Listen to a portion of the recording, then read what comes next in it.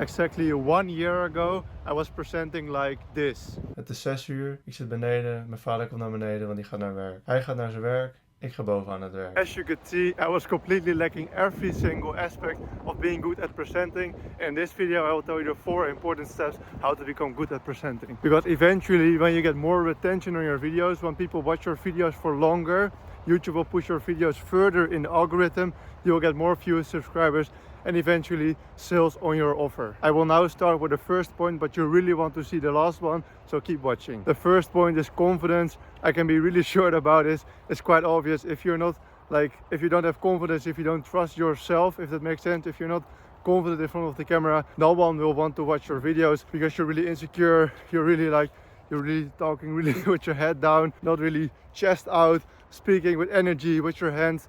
That's really important for presenting. The second one is actually quite surprising because it's the knowledge about the subject. If you know a lot about the subject, think about school. Back in the day when you were on school, high school, when were your presentations for the class the best? The best presentations were when you knew everything about the subject. If you now have to make a presentation about your biggest interest and hobby, you can basically do the best presentation ever. If I now tell you to do a full presentation about science and you don't know anything about science, whatever, the history of science, you probably can't do it and you're really insecure in front of the class, in front of the audience. So you need to know a shit ton about your subject, or you do a lot of research, or you're naturally good at a subject, or your interests are just in that subject, so that way you know a lot about it. That's also why you should keep your YouTube channel on one subject, or sometimes change it a little bit, but always stay around the same niche, the same subject, so you know what you're talking about and other people also trust you that you know where you are talking about because you have the credibility. The third one is knowing who you are speaking to. If you don't know who you are speaking to, your video is probably completely irrelevant. Let's say now I'm thinking, oh, this video will be for SMMA owners, and eventually I decide to change the title to entrepreneurs, and my hook is about SMMA owners, about people that do SMMA.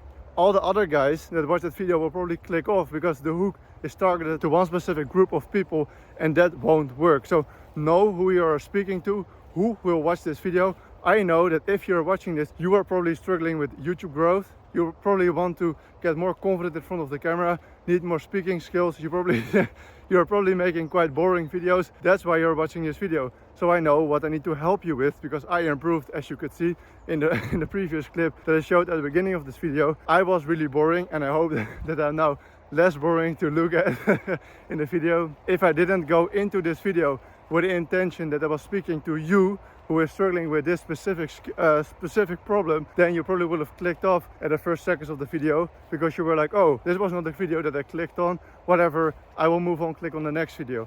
No, you need to really know who you are speaking to, what is the problem that person is experiencing, and what is the subject of the video and the title and the thumbnail that they have clicked on. You have to confirm their click with the hook, otherwise they will click off, your video gets low retention, YouTube stops pushing your video, and you will get barely any views, and of course also no sales.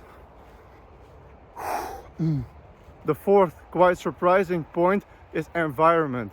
Look at the beginning here when I started YouTube. Look at how boring that room is where I was recording in. Now when I record in that room, it looks like this. It's way better already.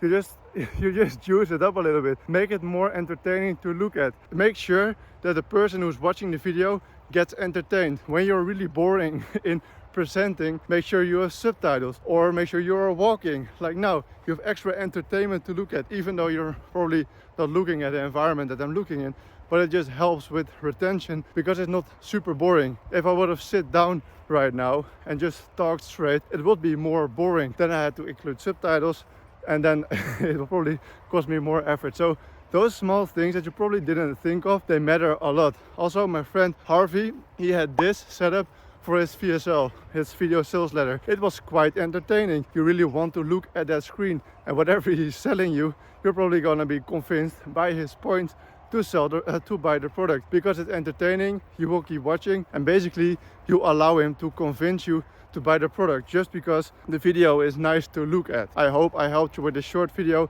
Just wanted to share these points because I didn't really think about these things, and now when I'm a year in, I think, oh, these are actually quite important and no one ever talks about it. So that's why I made this video. If you want to build a personal brand around your offer on YouTube, you can contact me on the first link in the description and we will figure it out. And if you want to see more content like this, click on the subscribe button and I will see you in the next video. Goodbye.